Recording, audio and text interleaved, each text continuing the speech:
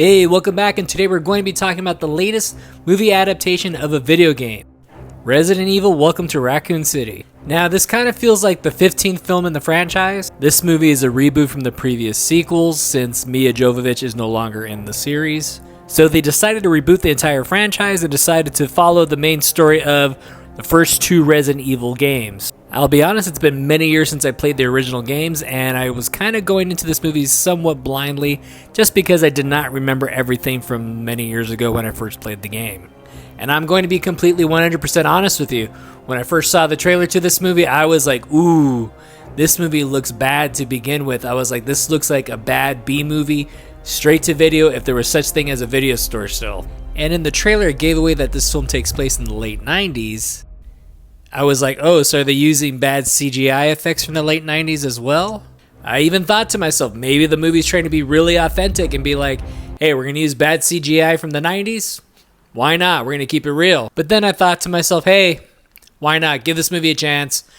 I have plenty of points and discounts on my Regal card, so I thought, why not? The movie starts off actually okay. We get a little backstory on our main characters. And we learn right away what we already know is Umbrella's a bad company.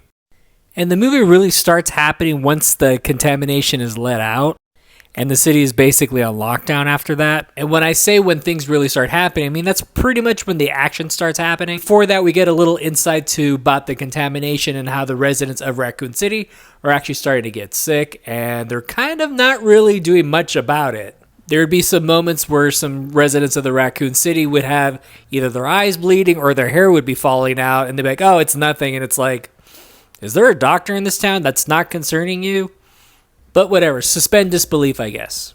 So when the infected are let out and start taking over the city, that's kind of where the problem starts in my opinion, because we're left up to our main characters and also officers in the film. And when I say it's a problem, I'm talking about maybe there was a miscasting that was taking place when this film was being made. Some characters are written very flat or very dumb. There are a few scenes with some explosions, and no one seems to get hurt by any fiery debris. No one really seems to notice all that much either. Our main characters are not even zombies, and they manage to get up and walk away from anything. Back to bad CGI. So back to the bad CGI. I would not mind it so much if it wasn't for the fact that they used it so much.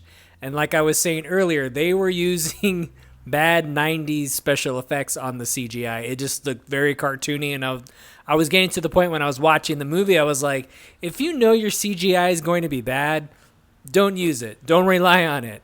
There are some relatively decent practical effects on the zombie makeup and everything. However, it gets kind of camouflaged by all the bad CGI, and even the decent special effects is kind of hidden in the movie. The combination of that and like I was saying about the characters not being fleshed out, or the acting was either overacted or underacted. In my opinion, I think this could have been an actually pretty decent movie if they had like a different director, because it can be done. You can make a $5 million movie look like $25 million or $30 million. There are directors that are very good at doing that. When I was watching the film, I was like, why isn't Robert Rodriguez directing one of these movies? I was like, he knows how to make a low-budget movie look like a high-budget movie.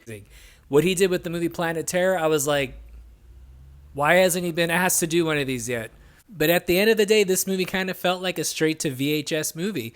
I was trying to give this movie higher points. I even had a baby screaming in the background of the movie, so I was like, I'm going to give this movie even more points just because I'm trying to follow along, and I'm not going to knock any points off this movie because someone brought their baby to the movie. But quick answer, is this movie worth seeing in the movie theater?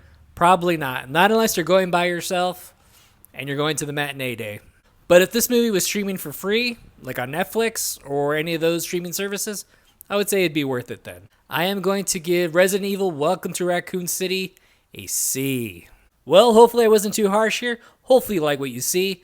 Don't forget to hit like and subscribe. I'm Mike the Movie Misfit. I'll see you at the movies. Get more out of life.